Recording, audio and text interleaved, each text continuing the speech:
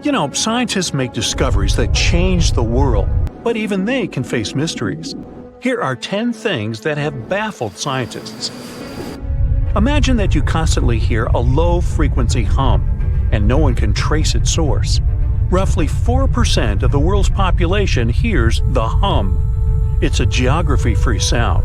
I mean, people all around the world hear it, so the name varies from Tao's hum to Auckland hum, depending on the region where it gets generated. The sound is just on the threshold of human hearing. People hear it less when they're outside, and it gets louder indoors, especially at night. What's even scarier is that you cannot unhear it once you've heard it. Some folks say it started in London around the time of Charles Dickens, who wrote A Christmas Carol, and the low-frequency sound actually comes from the humbug. Or not. Actually, the earliest cases were recorded in Bristol, UK, dating back to the mid-1970s. Scientists have various theories about where the hum comes from and why only some people can hear it. Yet they don't have a clear answer. It could occur when ocean waves move along the ocean floor. They shake the Earth when they collide with continental shelves. Or this might be happening because of volcanic eruptions and earthquakes. Oh, and how about ultra-low frequency radio signals used to communicate with submarines or even 5G? Upsweep is another type of unidentified sound. It was discovered in 1991 in the Pacific Ocean. The sound is high enough to be recorded throughout the ocean. Scientists theorize that the sound could be related to underwater volcanic activity. Interestingly, the volume of the sound has been diminishing compared to its volume when it was first discovered, yet it still can be detected. Plus, it's seasonal. It reaches its highest volume in spring and fall. Is it related to seasonal changes? No one really knows for sure. The next mysterious thing is a cone-shaped monument found in the Sea of Galilee in Israel. This monument was discovered accidentally by sonar scanning in 2003, but the findings were published only in 2013. The monument weighs 60,000 tons. It was once submerged by rising waters. Archaeologists say the monument is enigmatic because they can't figure out where it's from. They don't know what it's connected to or its function. So this big and unusual thing remains a mystery. Now let's move to Göbekli Tepe, Turkey. This place offers you one of the most archaeologically significant sites in the world. Why is it important? Well, it has massive carved stones about 11,000 years old. To put it in perspective, they're 6,000 years older than Stonehenge. Ancient people placed these stones before they began farming or crafting metal tools or pottery. So the existence of this place goes against the chronology of civilization we're familiar with, where people farmed first and built second. Apparently, it wasn't like that. In any case, a good question is, what was the purpose of this site? Was it built to worship some spirits? Yep, archaeologists believe it might be the world's oldest temple. Okay, say this with me. Paleodiction notusum. Yeah, I know it sounds like a chemical formula. This is a living fossil found deep down on the ocean floor. A creature makes these hexagonal burrows, that for sure. Yet scientists can't identify the artists. Now, what do I mean by living fossil? Well, Paleodiction notusum is a creature believed to produce a burrow nearly identical to Paleodiction fossils. Is it a worm-like animal that made them? Scientists don't know. One thing is clear, this isn't some random stuff created by geological forces.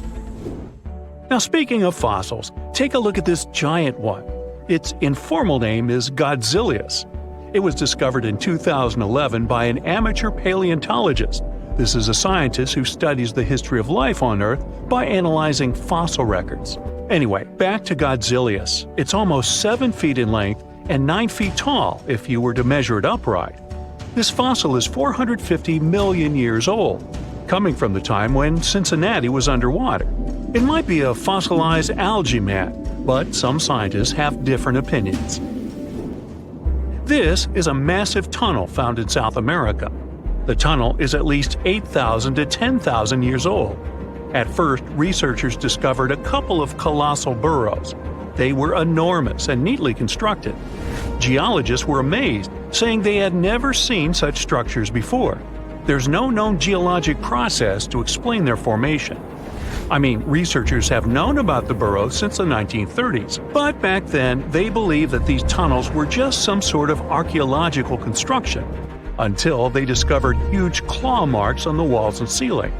They reasoned that some extinct species could be the ones to have left these marks.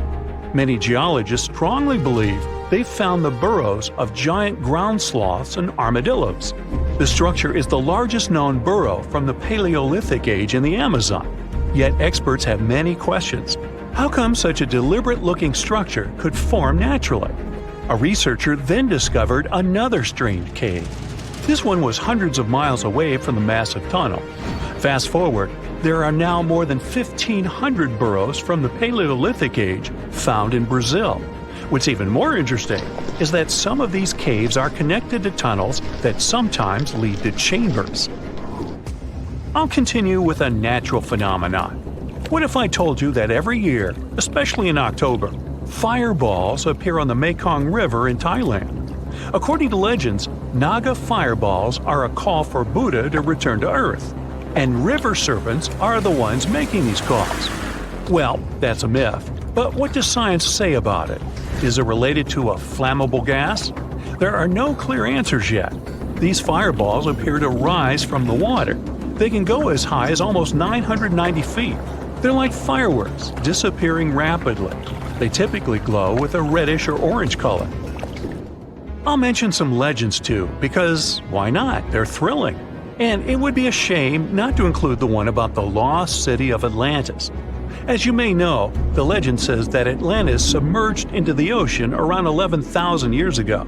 Since then, not just scientists, but also treasure hunters and philosophers have been searching for the lost world. Could Bimini Road be a trace? In 1968, a diver found strange stones off the coast of North Bimini Island in the Bahamas. The stones look human-made. It's like they were evenly spaced out and laid in an orderly row. It baffled scientists, but not for long. Carbon dating analysis of the blocks revealed that geological forces created the road naturally. There weren't any tool marks or signs indicating that the blocks had been stacked or something. The research is continuing, but yeah, scientists generally believe that the rocks were created by erosion. Well, I guess the time of Atlantis hasn't come yet. Okay, picture this. You're wandering on the beach, and you see dozens of octopuses walking past. In 2017, a group of people from Wales witnessed exactly this. Why did these creatures come out of the ocean? No one knows the answer. The group reported that they had seen 20 to 30 octopi crawling on the sand. The people looked for some signs of injury, but found nothing. They said that they had carried the animals back to the ocean. Interestingly, these creatures kept crawling onto the shore when people were asleep. Experts say that it's hard to be sure of the reason that pushed the animals to the beach without conducting a physical examination. They're still speculating about the reason behind this unusual and rare occurrence. Could it be overcrowding? Furthermore, the octopi were well armed. A separate study points out that the more fishers hunt large animals that feed on octopuses, the more the octopus population grows. Maybe that's why these creatures have to go farther to find food or shelter. But without proper research, these are only theories. There's a lot we don't know about space, too. So here's a bonus fact about the yellowish source of life in the solar system. Scientists have discovered a new type of wave inside the sun. These waves move in the opposite direction to the sun's rotation. Plus, they move super fast. So fast that it's beyond our understanding. Researchers have different theories about the function of the waves. If they figure out their role, this could give them additional insight into the processes happening inside the sun. And yes, the octopi were well armed. In November 1922, a boy walked through the desert mountains of Egypt and discovered some ancient steps carved into the rock. Subsequently, this find became one of the world's largest and most significant archaeological discoveries. This step was part of Tutankhamun's untouched tomb. Archaeologists found about 5,000 ancient objects, including jewelry, fabrics, painted vases, and funeral masks. You've probably seen one of them. It has become one of the most recognizable attributes of ancient Egypt. More than 100 years have passed since then, and now humanity has finally become close to another large-scale discovery, the tomb of Cleopatra. This queen was the last active ruler of the Ptolemaic kingdom of Egypt, who sat on the throne from 51 to 30 BCE. There are many ancient records about Cleopatra, her reign, and her unusual personality, but until now, no one has discovered the secrets about her passing away in the burial place. So, one archaeologist, Dr. Kathleen Martinez, has been studying ancient records and temples around Alexandria for decades, and concluded that the tomb of the queen should be located under the ancient city of Taposiris Magna, founded in 280 BCE. It was a big city on the northern coast of Egypt, where tens of thousands of people were engaged in trade and industry, and it seems that Dr. Martinez's guesses turned out to be correct. She and a group of archaeologists have discovered a secret underground tunnel near Alexandria, with a length of about 0.8 miles. It was cut into the rock under Taposiris Magna's temple.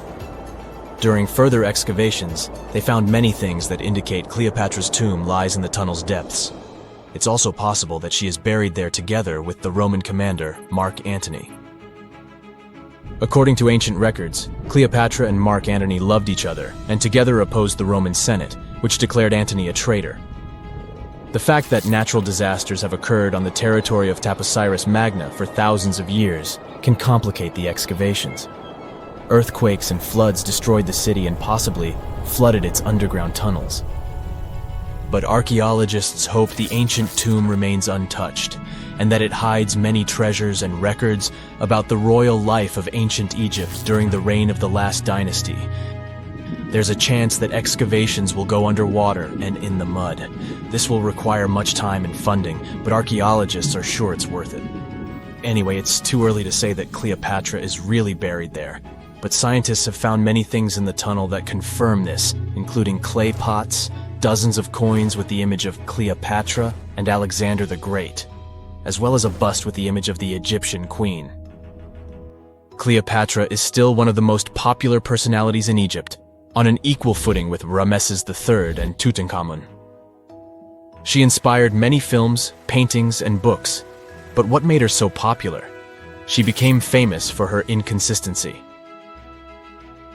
She was a beautiful, intelligent ruler who pulled Egypt out of the crisis and made it a prosperous power.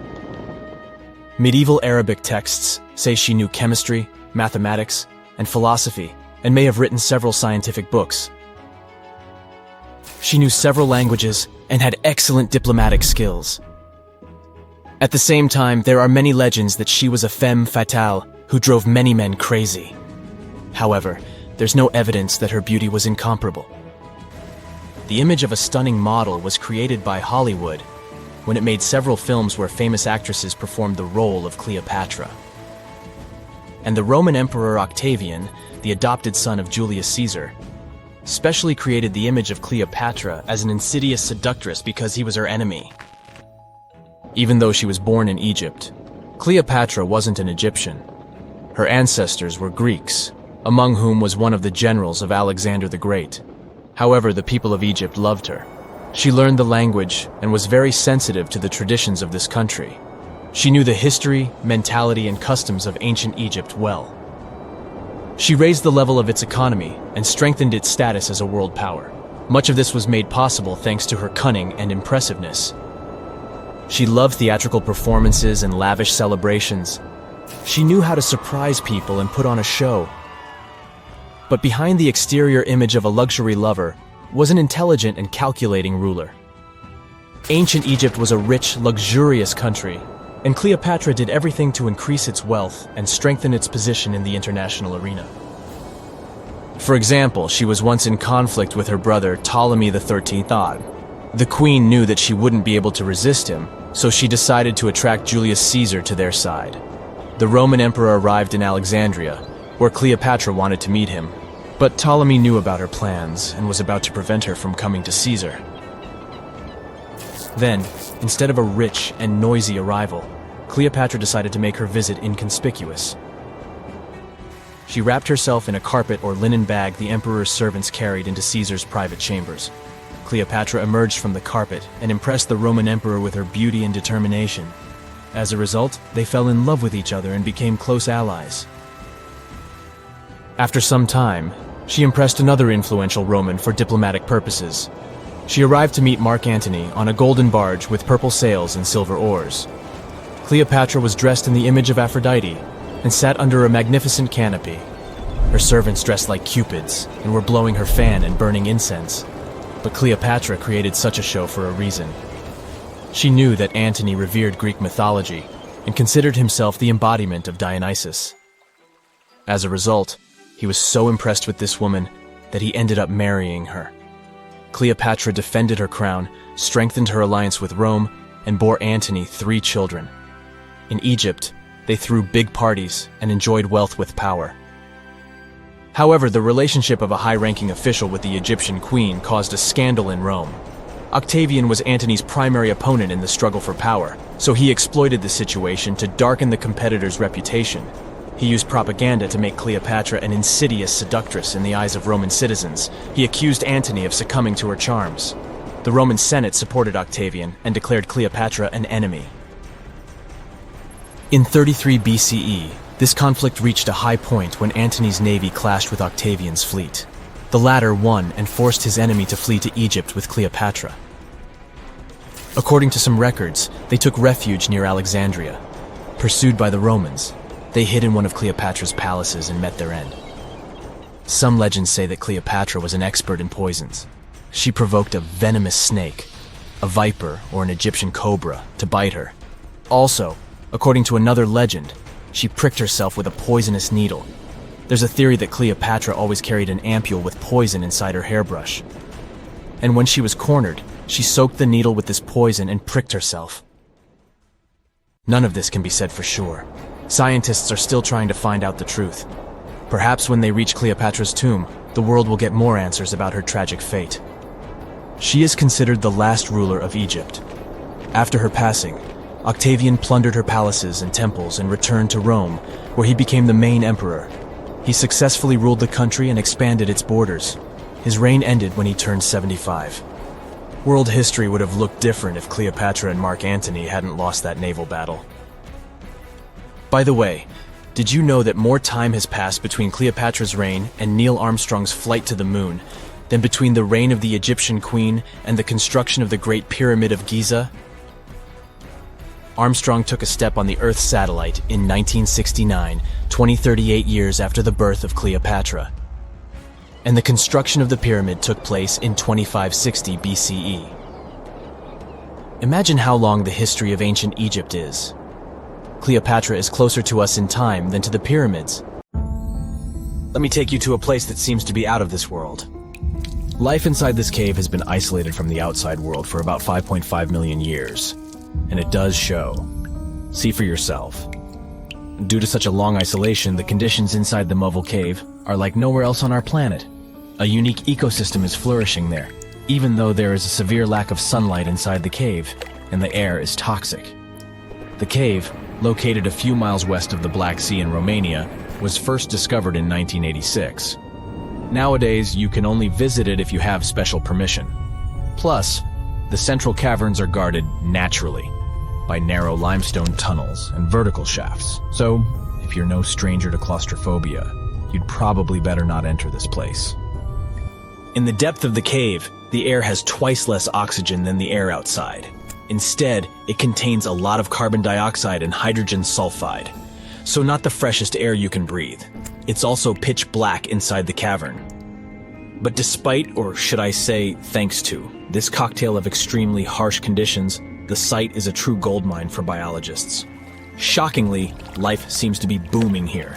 In a 1996 study, scientists identified 48 species, and 33 of them were unique to the cave. Most of the creatures inhabiting the cave are tiny, with long limbs and antennae that help them navigate in the dark.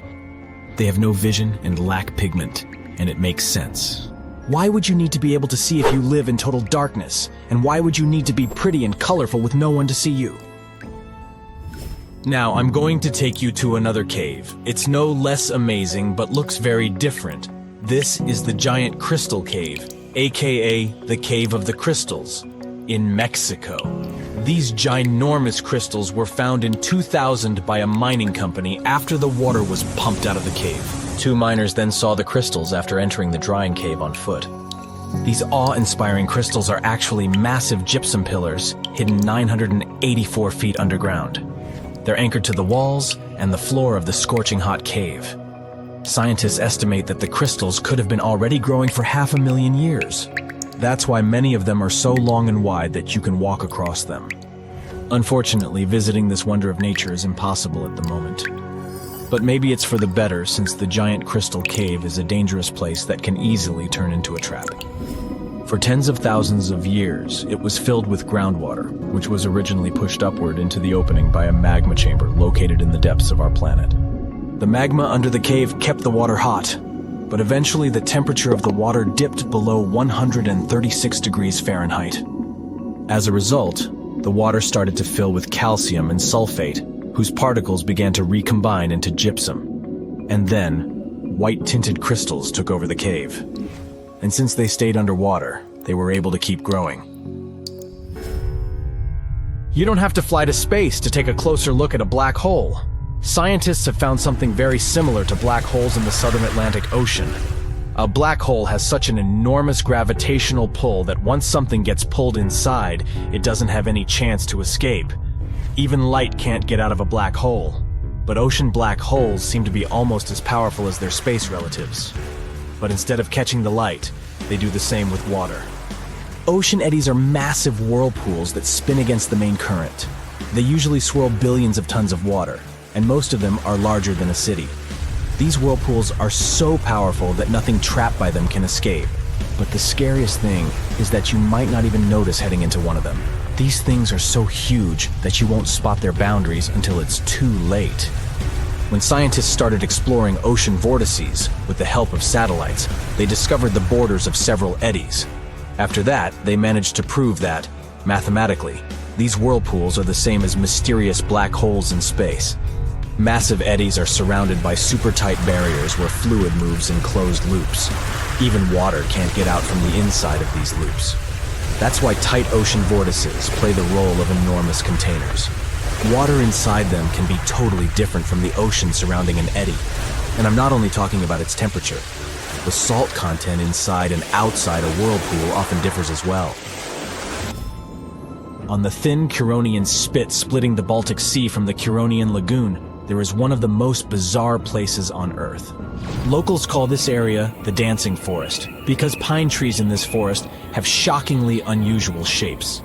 They twist in spirals and circles along the ground. There are some theories why it could be happening, of course. Some people claim that huge amounts of positive and negative energies once clashed in that spot. More down-to-earth individuals believe that the reason is geological. Sandy soil in the area is too unstable to hold trees growing upright. The most popular is the idea that strong winds blowing from the water influence the shape of the trees. In any case, experts haven't come to the final conclusion yet. Look at these underwater crop circles.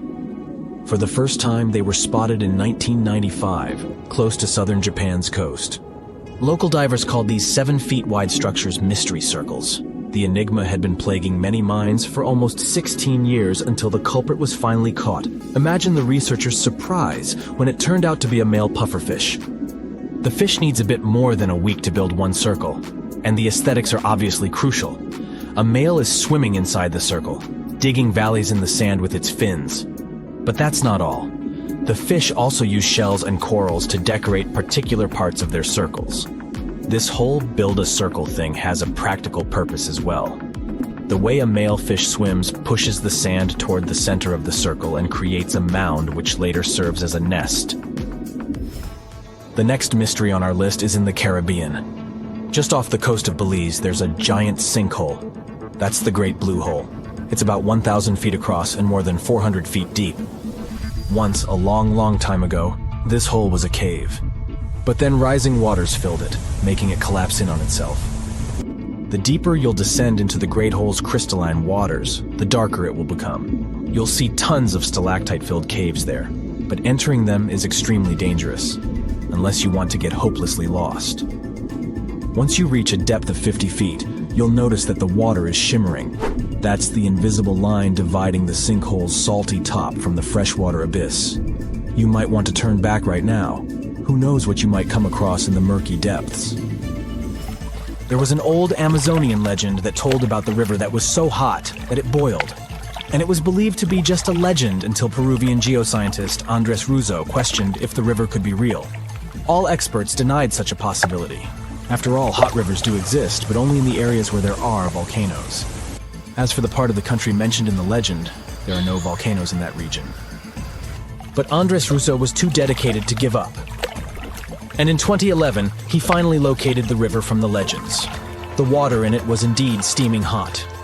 Its temperature was 186 degrees Fahrenheit, not boiling, but pretty close to this point. But what shocked the researcher the most was the size of the river. One could think that the almost boiling water was the result of the activity of an underwater hot spring. But thermal pools are always small, while the river is 20 feet deep and flows for almost 4 miles. This is the only river of its kind on our planet. The Earth has 3 main layers. 2 parts of the core, the dense, hot inner core, and the molten outer core. Then comes the mantle. And then follows the thin crust, the surface that supports life as we know it. At least, that's what we thought, because now scientists found a new mysterious layer located deep within the solid inner core. Earth's inner core is approximately 2/3 the size of the Moon. And made of nickel and solid iron, it's burning hot. The temperature at the center of our planet is the same as at the surface of the Sun. The outer core can reach almost 10,000 degrees Fahrenheit. It's difficult to explore it because we can't go there, and it's like looking through a really dirty window of 3,200 miles of molten metal and rocks.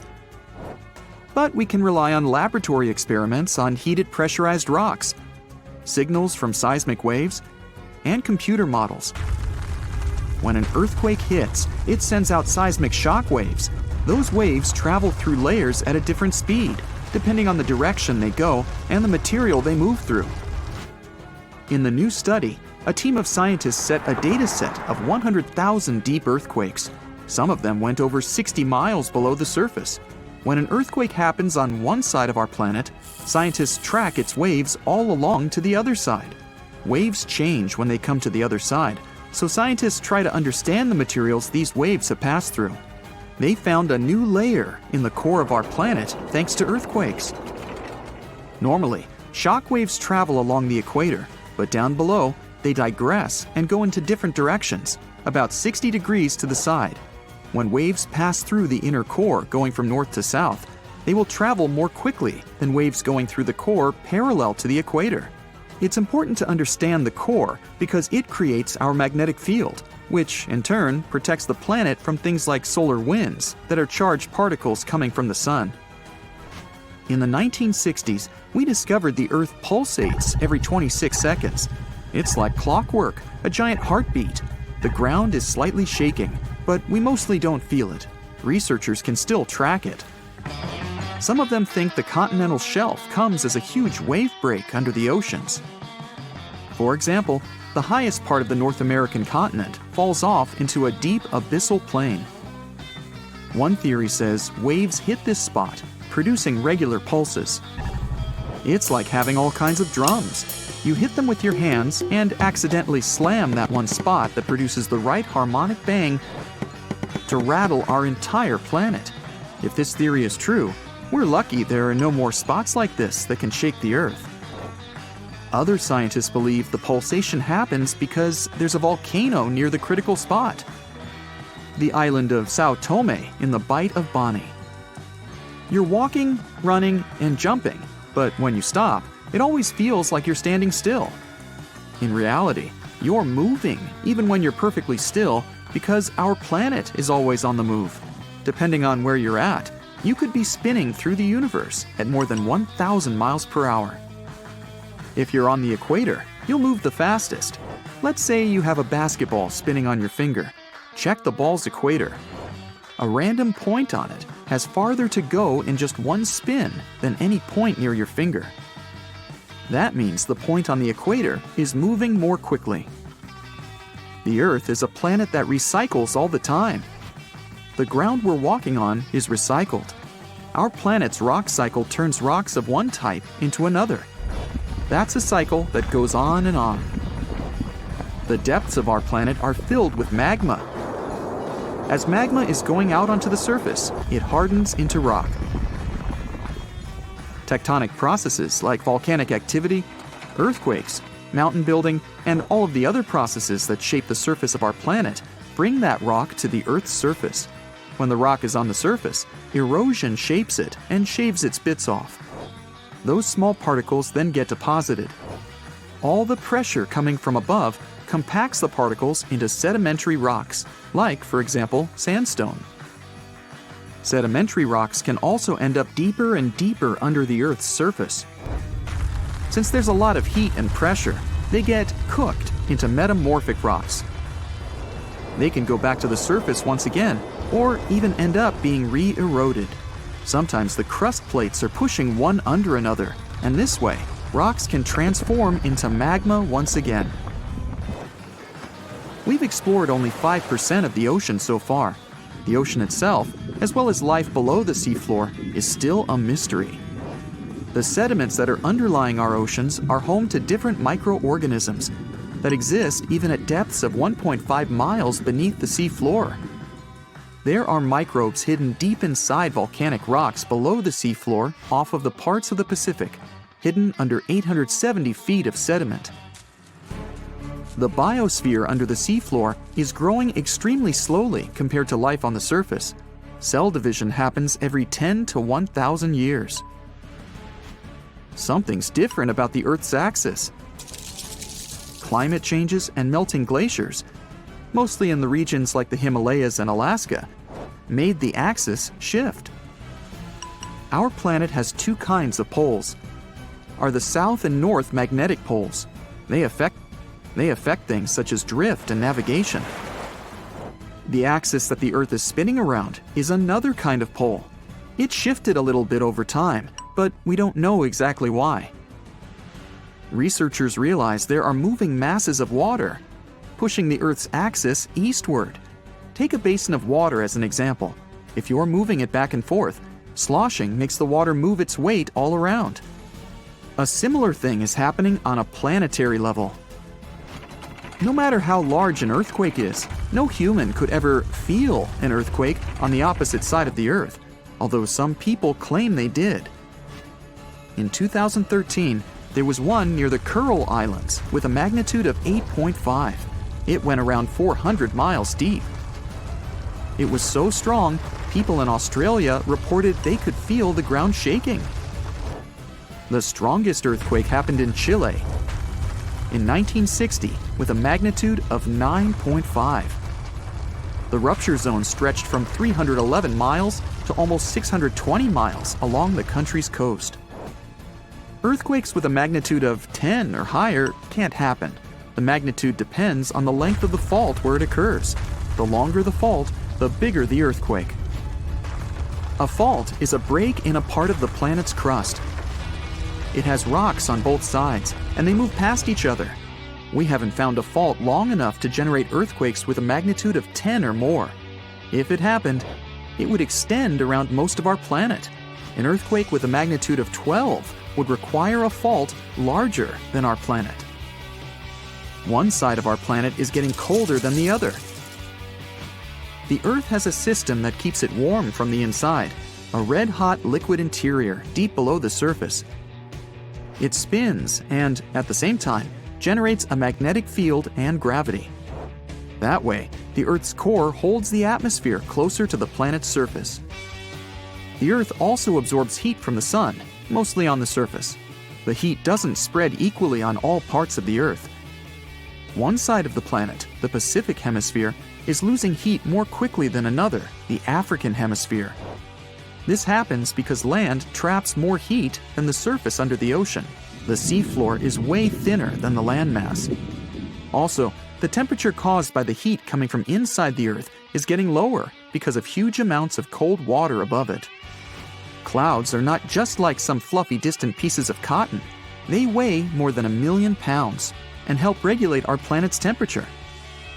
If you take all the water droplets in clouds and bring them to the surface, you could cover the planet with a liquid layer as thin as a human hair. It doesn't seem like a lot, but this water is crucially important for climate. We'd have warmer temperatures if it weren't for the clouds. Ever wonder why, despite all our advancements in technology and science, there's a vast expanse of our own planet that we barely know about? Believe it or not, over 80% of our oceans remain uncharted territory. It's as if we've got this massive aquatic playground in our backyard, and we've barely scratched the surface. Also, did you know that only about 7% of our oceans have a special tag called Marine Protected Areas, or MPAs? How come this colossal body of water that envelops most of our planet is also among the most vulnerable and misunderstood spaces in the universe? Pressure has a lot to do with it. Our deep ocean is a beast of a place with no visibility, freezing temperatures, and pressure that's so intense that in certain areas it would make you feel like you're having the weight of 50 jumbo jets on your body. No wonder we're having an easier time sending people into space than to the bottom of the ocean. The deeper you go into the waters, the more pressure piles up. But let's not forget we have tech on our side, right? Scientists now use these cool satellite technologies that track the color of the ocean to check how much phytoplankton is there, for example. Why is this important, you might ask? Because these little plant-like critters are actually pretty major players in our big blue oceans. In the grand scheme of things in the aquatic world, phytoplankton is like the bedrock of the ocean food chain. It gives life to almost everything, from the tiny zooplankton, which are animal-like microorganisms, to those colossal, magnificent whales. When these technologies first came around, satellites could get clear images of the ocean faster than a ship could take the same number of measurements in 10 years. But it's not all about looking at the ocean from space. Sometimes you gotta dive in there and see it for yourself. Thankfully, we've come a long way in ocean exploration tech too. We've got things like floats and drifters that ride the ocean currents while collecting data, and a whole fleet of underwater vehicles, some of which are manned, some remote-controlled, and some even autonomous. Remember James Cameron, the guy who made the movie Titanic? He's super into exploring the ocean, and in 2012, he set a record by going down to the Mariana Trench in a vertical torpedo sub. He thinks there's nothing like being in the ocean and experiencing it firsthand. Other companies use a mix of technologies for their ocean explorations. It led them to discover amazing stuff like a deep-sea coral reef near Morocco, the only one still growing in the Mediterranean Sea. They've also discovered new species and documented ones previously thought to live only in the Atlantic. These efforts have convinced local authorities to declare some places as marine parks. As with most scientific areas, the road isn't without its bumps. These expeditions can cost quite a lot, and the lack of detailed maps and data only adds to the challenge. We can't always rely on bathymetric information, meaning the study of the ocean floor, because it's often not available. And that's the tricky part. We need to explore more to know more. But getting the funds for these kinds of projects can be tough when there are so many unknown variables. One particular company's explorations have helped protect nearly 4 million square miles of ocean so far. The data they collect during their expeditions is invaluable. It's used to identify new species, locate vulnerable habitats, and even show where threatened species are being overlooked. Their work helps dismiss excuses from local authorities who claim they lack the necessary information to establish more MPAs. The same company supports a goal known as 30 by 30, aiming to protect 30% of our oceans by 2030. It's a big target, and there's a long road ahead, but ongoing ocean exploration can provide the proof needed to keep more of our oceans safe. We also need to set aside areas for protection and research, even when we don't have all the facts just yet. On that note, some cool scientists have recently stumbled upon a gigantic and mysterious world beneath the Pacific Northwest coast's ocean floor. The best part is, this massive realm of life is pretty much cut off from the rest of the world above, making it like a secret underground club that only the best microbiologists have access to. Picture an active city, except the city is microscopic cracks in the basalt rocks of our oceanic crust, and its residents are microbes. These tiny creatures aren't like you and me. They don't rely on sunlight or the organic products of land and water ecosystems for sustenance. Instead, they thrive on chemical reactions with rocks and seawater. Scientists call this type of life chemosynthetic, which sounds complicated, but it basically means life sustained by chemical reactions. While this sort of life has been found deep in mines and around seafloor hydrothermal vents, the scale at which these creatures are found under the oceanic crust is unprecedented. It might even be the most extensive ecosystem on Earth. A geomicrobiologist from Denmark was part of the team that made this discovery. He claimed that over 50% of our planet's surface is oceanic crust, which is an average of 4 miles thick. Imagine the size of this chemosynthetic party happening down there. This discovery didn't happen overnight. Since the 90s, scientists have found weird tiny holes in the basalt rocks that make up much of Earth's outer crust. They seem like they might have been made by bacteria, but hey, there was supposed to be no life there. I mean, imagine trying to survive in a place that's hot, deep, dark, dense, and mostly devoid of the organic compounds we need for life. Yet, here they are.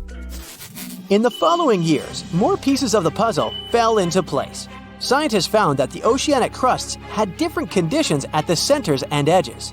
At the centers, rocks are jam-packed with energy-rich compounds that support these tiny life forms. But by the time they reach the edges, these chemicals are all gone. Fast forward to now, and it's time to put the puzzle together. A microbial ecologist from the University of North Carolina worked on this research and says we now have solid evidence of microbial life in the cracks and crevices of deep ocean basalt. The next question scientists asked was, how far does this life extend? Researchers collected samples of crust from a plate roughly 120 miles off of Washington's coast, drilling deep beneath the ocean's surface. What they found down there was remarkable. The life down there runs on a unique fuel, hydrogen. Yep, in the absence of sunlight, hydrogen provides the energy for all their biological processes. These microbes use hydrogen to transform carbon dioxide into organic matter. This matter and other byproducts, like methane, then fuel other organisms, creating a network of life. Of course, the life down there isn't as complex as the one we know up here. Scientists doubt there will be any multicellular life under the ocean because it's too hot and energy poor. But hey, who knows? This universe under our oceans still has a lot to reveal. This whole thing is significant for many reasons. First, it confirms that life can exist in places without oxygen, which changes our perspective on where we can find life. This makes us wonder if life could exist under similar conditions on other planets, where surface conditions might be too harsh. The implications on Earth are also profound. If a large portion of life exists in the oceanic crust, then our understanding of life on our own planet could be completely changed. This exciting discovery stretches our understanding of life and prompts us to keep exploring the mysterious depths of our oceans, pushing the limits of our understanding. NASA is also in on the whole deep sea exploration project. Why? Shouldn't they be preoccupied with outer space? Because they're hoping to find hints about what the oceans on other planets might look like. NASA specialists are really hopeful that by unearthing underwater secrets, we can solve some of the big questions about space. Plus, they're testing some nifty equipment for future journeys across our solar system. Hello, distinguished guests, and welcome to Aquarium Bright.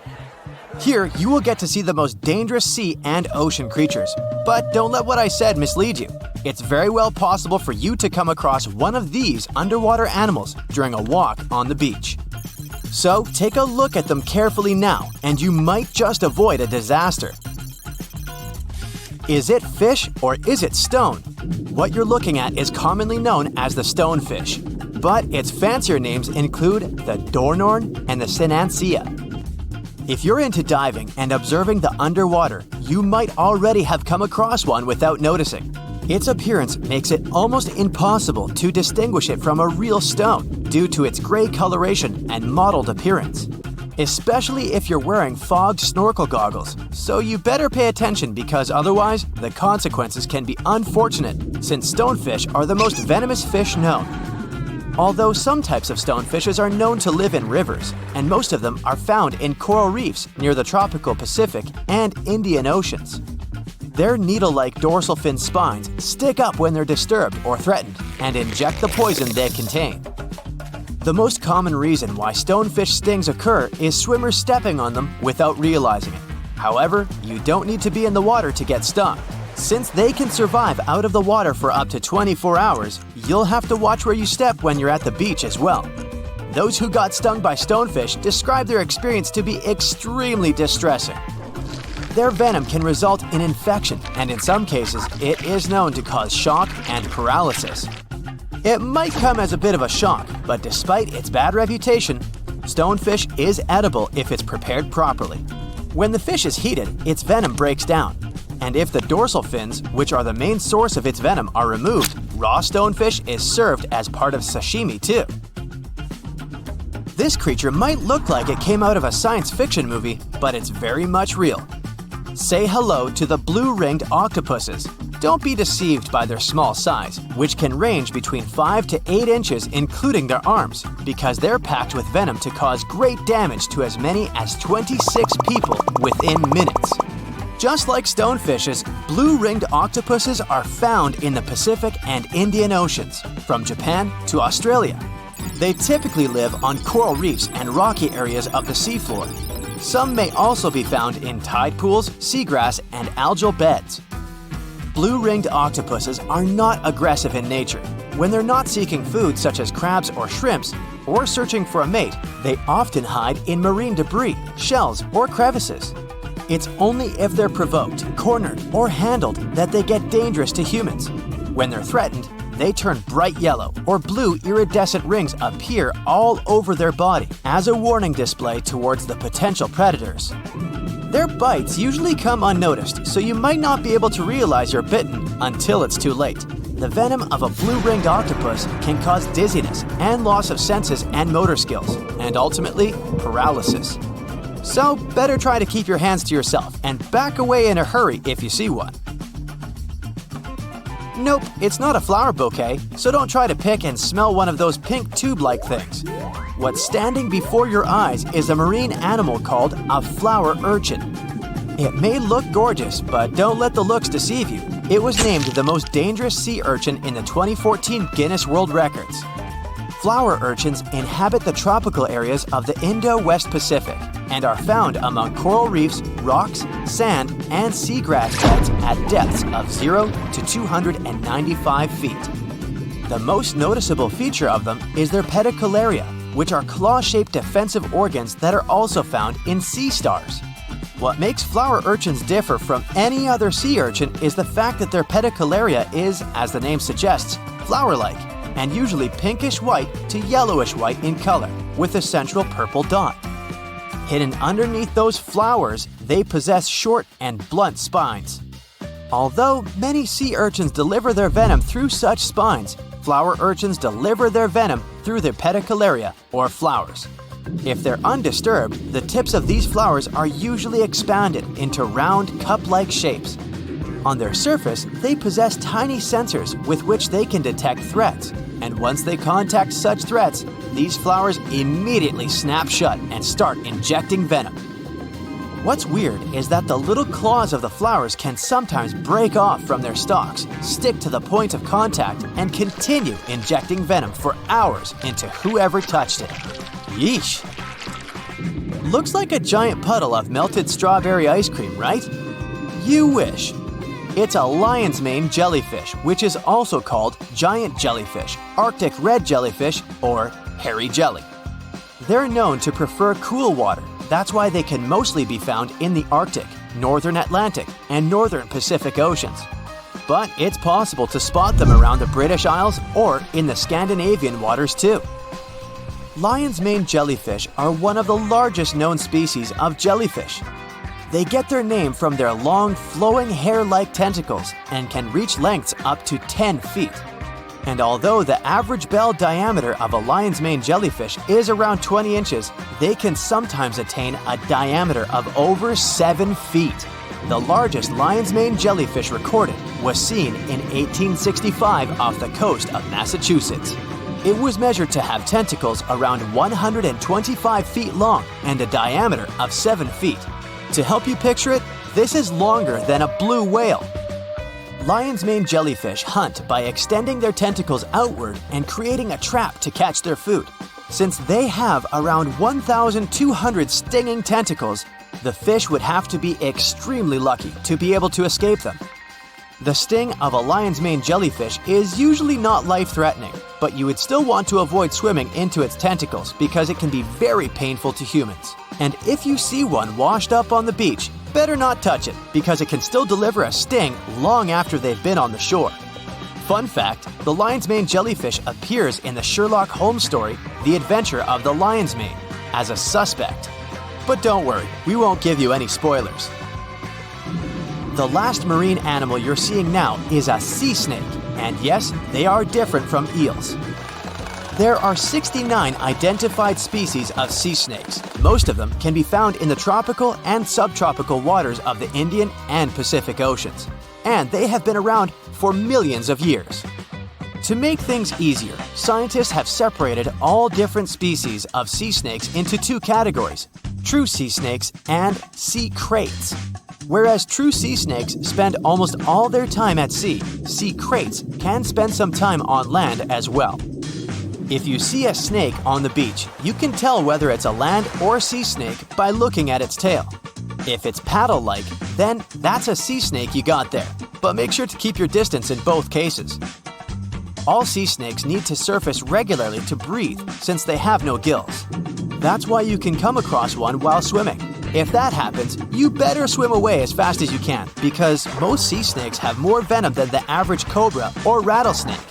However, since they only attack if provoked, bites are quite rare. One more cool fact about sea snakes: they are the only reptiles to give birth in the oceans. The majority of sea snakes keep the eggs within themselves and give birth to nearly fully formed snakes while swimming. That's except for the yellow-lipped sea krait though. They come onto land to lay eggs of their little ones. Remember the stonefish from the beginning of our tour? They're hunted by sea snakes. Blame the food chain. Oh, Gravity, you heartless so-and-so. Well, that's what I think when I trip over a stone and fall face down. Of course, I'm not clumsy, you know.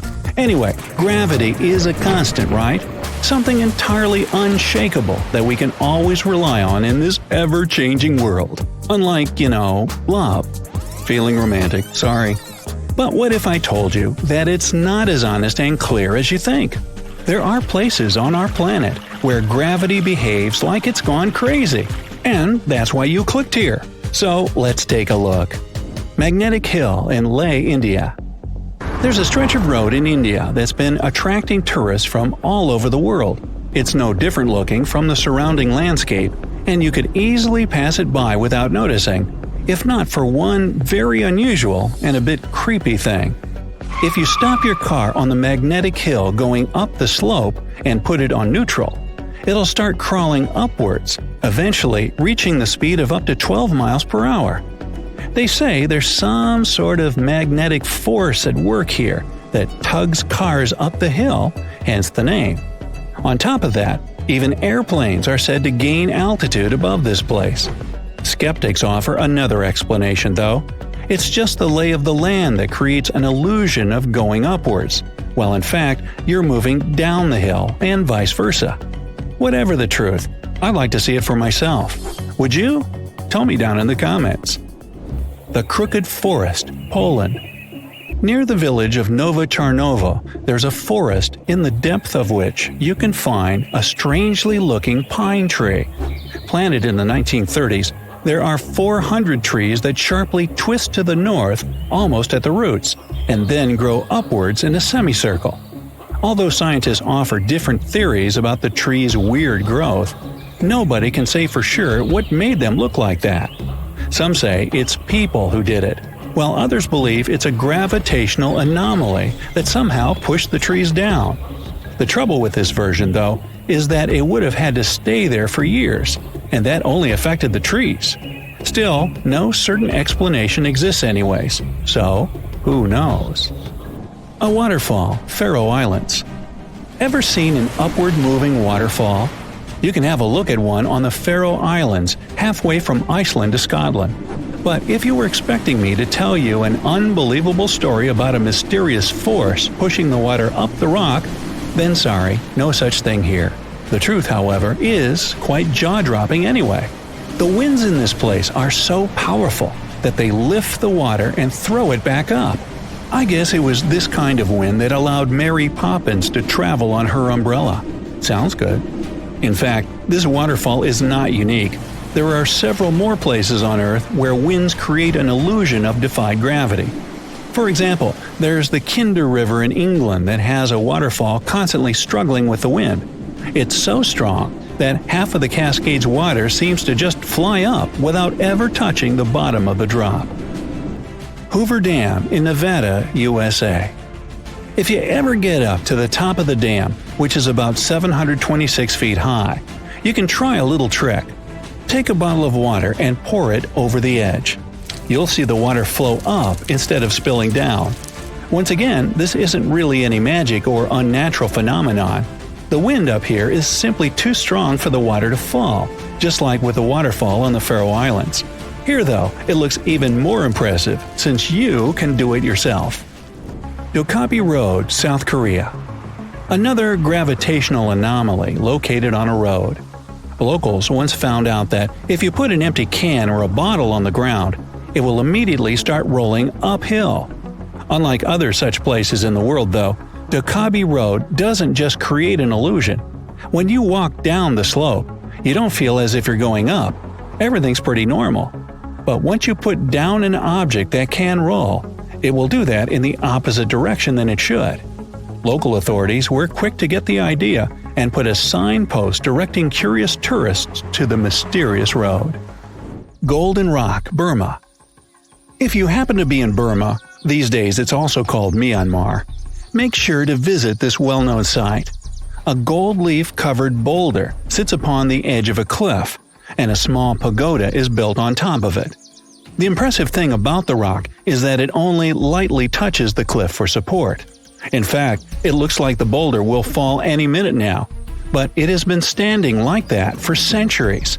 On top of that, the pagoda built upon it is not really a recent addition, so it's quite an unusual sight to see. The rock seems to be saying, "Gravity? I don't care about that stuff." The legend has it that what keeps the boulder in place is a single strand of Buddha's hair. Well, I don't know about that, but you can check out the rock for yourself and see that it's not attached to the cliff by anything. And yet, it's not budged for 2,500 years. Something must be at work here, huh? Stone of Davasco, Argentina. If there ever was a thing that said, "I defy gravity" out loud, it's the Stone of Davasco. The huge 300-ton boulder stands precariously on the edge of a cliff and rocks a little bit from side to side in the wind. People even checked it by putting glass bottles under one of its edges. They exploded with another movement of the rock. Unfortunately, today you can't see this wonder of nature as it was a century ago. In 1912, the boulder suddenly dropped from its perch, which it had occupied for literally hundreds of years. The people in the nearby town of Tandil were so sad about this event that 95 years later, in 2007, they decided to restore the stone. Well, not exactly put it together chip by chip. They made a plastic replica of the rock and put it on the same spot and even in the same position. So even today, coming by Tandil, you can see its famous balancing boulder. More of a symbol now, of course, because it's no longer rocking and only weighs 9 tons. But instantly recognizable nonetheless. Devil's Tower in Wyoming, USA. Remember this place from the movie Close Encounters of the Third Kind? If not, you should go watch it, but not right now. This place doesn't make you feel like you're witnessing some magic and doesn't really trick gravity right before your eyes. Sounds almost boring compared with the rest of the sites on my list, right? But the true mind-blowing feature of Devil's Tower is that scientists can't explain how it came to existence in the first place. You see, it's an 867-foot rock formation with walls so steep they're basically vertical. But that isn't even the main thing. This piece of stone just rose amid rolling plains of Wyoming with nothing like it for miles and miles around. So how is it that such a flat landscape could have suddenly given birth to something so tall? Theories abound, but nobody has the answer yet. My theory? Well, perhaps here is where the Earth has a giant outie belly button. Well then, you come up with a better theory. Oregon Vortex, USA. The House of Mystery in Gold Hill, Oregon amazes its visitors with gravity-defying effects. You can't stand straight there, always leaning to the side and having to hold on to something for balance. Balls roll upwards. And there's also a broom that stands perfectly still wherever you put it, unlike virtually everything else in this shack. The local Native American tribes called this place the Forbidden Ground, even before the house was built there, and they avoided approaching it. The owners of the shack, though, decided to turn it into an attraction, and they succeeded. They created an atmosphere of mystery around the place and spread the news about it in newspapers and later on the internet, and voila, a perfect anomaly is made. In fact, it's no more than a curiosity, a human-made optical illusion that tricks your eyes and other senses. Hudson Bay, Canada. Okay, we've talked about some pretty ambiguous stuff. But now it's time for the real deal, the Hudson Bay anomaly. This is probably the only place in the world where gravity is indeed lower than anywhere else on the planet. Even skeptics can't smirk at it because the difference has been measured with precision equipment. So, does it mean that the gravity here is as low as, say, on the moon then? Unfortunately, or is it luckily, I'm not sure yet, the difference is minuscule. The exact value is 0.005%, or 1/200%. You won't be able to feel it even if you try your hardest, but it's still there. Scientists say this anomaly exists because of the ice sheet that covered the area about 10,000 years ago. It compressed the rocks so much that they still can't fully recover, shifting the gravitational field in Hudson Bay. Sometime in the future, though, the gravity will return to normal in this area as well. No moonwalk for me then.